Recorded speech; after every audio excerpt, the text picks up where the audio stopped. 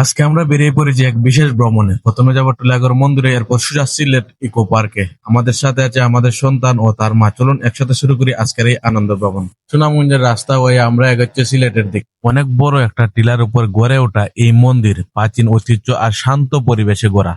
চারপাশে অনেক সুন্দর দেখা যাচ্ছে, যা কল্পনার বাইরে। এই জায়গাটা এমনই যেন প্রাকৃতিক ভালোবাসা ছোঁয়া মিশে আছে প্রতিটি বাতাসে। যদি আপনারা সরাসরি আসেন তাহলে দেখতে পারবেন মন্দিরটির আসল সৌন্দর্য। সত্যি কথা বলতে মোবাইলের থেকেও অনেক সুন্দর দেখা যায় বাস্তবে। মন্দির দেখে এবার আমরা রওনা দিলাম সিলেট ইকো পার্কের দিকে। চারপাশে পাহাড়, গাছ, সবুজে ভরা এক অসাধারণ দৃশ্য। এবার আমরা এসে পড়েছি সিলেট ইকো পার্কে। যারা প্রকৃতিকে ভালোবাসেন তাদের জন্য এটা এক স্বর্গের মতো জায়গা। সবুজ বন, পাখির ডাক, টিলার রাস্তা।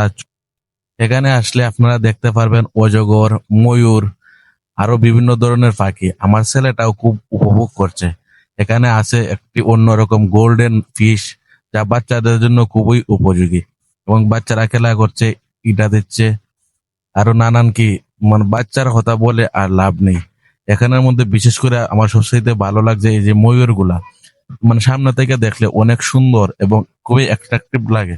আপনারা চিন্তা করতে পারতেন না যে বাস্তবে দেখার অনুভূতিটাই অন্যরকম। আপনারা যারা ভ্রমণ পিপাসু মানুষ তারা অবশ্যই ইকো পার্কে একটু দেখে আসবেন, এবং যাদের পাখিগুলো দেখতে ভালো লাগে। আর এখানের মধ্যে সবচাইতে আমার বেশি যে জিনিসটা ভালো লাগছে, যে আমি নিজের চোখে বাস্তবে এই প্রথম আমি হরিণ দেখলাম। এতগুলা হরিণ দেখার সৌভাগ্য আমরা রইল না নে।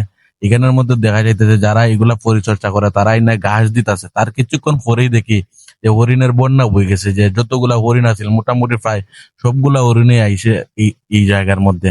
আমরা দেখলাম, অনেক উপভোগ করলাম।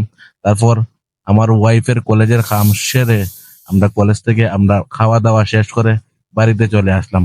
ধন্যবাদ আমাদের ভিডিওটি দেখার জন্য এবং সম্পূর্ণ ভিডিওটি শেষ করার জন্য। সবাই সুস্থ থাকেন, ভালো থাকেন, দেখা হবে পরের কোনো ভিডিওতে।